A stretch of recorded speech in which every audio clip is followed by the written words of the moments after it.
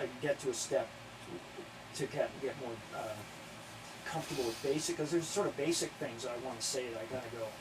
You know, I can think there's like 10 different ways to say kill, but you know, there's some kind of simple word that I can't say, and I want to be able to maximize my time, I guess, Yeah, efficiency, exactly. to study some things that are going to be more effective in being able to converse with real Italians. In everyday thing. So, but I still want to keep the motivation, because I'll go to some things, even I don't listen to enough sometimes, because I don't really get motivated. I don't get as motivated. It's easier for me to just kind of go get my book and then the dictionary and sit down. So, Yeah. do you have any hints about trying to make that step to kind of simplify but keep the motivation up? Yeah. To, Well, I think one of the things is, like, say if you're learning Italian, but certainly if you're learning Spanish or English, for people learning English or French, that I mean, if you're looking at authentic resources to read in the language and you want to encounter the language, that you want to pick a book that's written in the language, like the Spanish. The book that's written is from a country where the Spanish you want to learn is spoken. So if you're going to Spain and you're reading books written in Spanish, you want to read them by a Spanish writer, because they're going to use words in that text that you're more likely to encounter. Whereas if you learn, Spanish, say from Mexico, there are going to be different words there. So the ones that you're learning aren't necessarily the ones that are going to be more useful to you if you're going to Spain. Do you see what I'm saying there? And so if you're looking at newspaper articles, magazines, anything like that, you want to get them from the place that you're going to, because that's going to keep those words familiar to you and be the ones you're most likely to encounter. Another thing you can do is, when I was mentioning before about the dictionary and circling the words that you're learning, the dictionary holds a language within itself, but it doesn't make any differentiation between which languages are which words are more frequently used as opposed to other ones.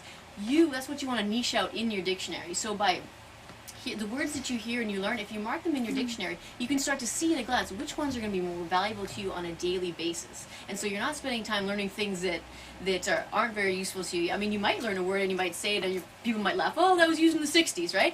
But you've created an experience for you, but you've also created a memorable experience for you. So even if you're using the wrong word, or it was, it's out of date now or whatever, the other person's going to tell you the word that you want to know. And so that's not a negative situation. It can actually be quite a positive one. So, I mean, by doing those things, you're going to slowly start to chisel down to kind of your core kind of vocabulary. You can even use technology to find out those words as well. But it's really, figuring out what you're going to use most often as vocabulary and making yourself aware of it, so then when you hear it, you can then start to add those things. It's not a case of memorizing, because you don't want to memorize the whole dictionary. You know what I mean? You want to use, you want to bring words into your vocabulary and use them as they kind of come about. Yeah. If there's a way to do that, or a source to do that, or something that's I'm just not sure. Well, I'll tell you what we did and what I did. I was where you are.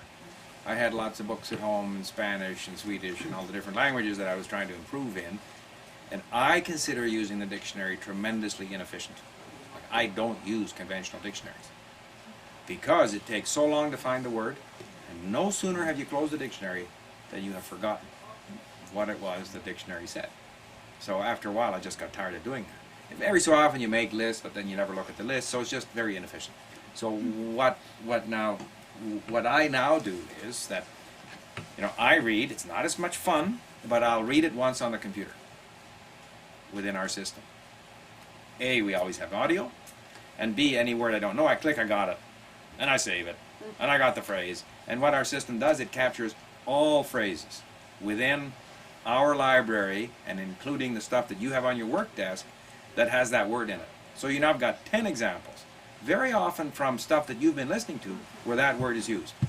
The other thing we do in our system is, based on our library, we assign a frequency level to words.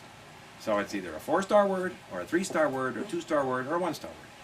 So you're going to be more motivated to learn the 4-star words. And in fact, we collect those, and we call these are your priority words. And every day you come in, you flashcard those 25 priority words. And when you've moved them to a known category, new ones come in. So you're always, and when you go to write, the 25 high priority words pop up there. So you're constantly working off the high priority words. The other thing that we do, and when you are reading, any word that you have previously saved in the system is going to be highlighted in yellow. So that when you bring in a new text, you start to see the words that you tried to say before. You've forgotten that you even saved them. You've forgotten that you ever looked them up.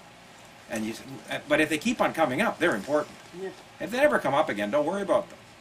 So there are a number of ways like that, because I was where you are. But the fundamental thing is, however difficult it is and inefficient it is to look things up in the dictionary, if you like those comics, if you're more motivated to read those comics, stay with it.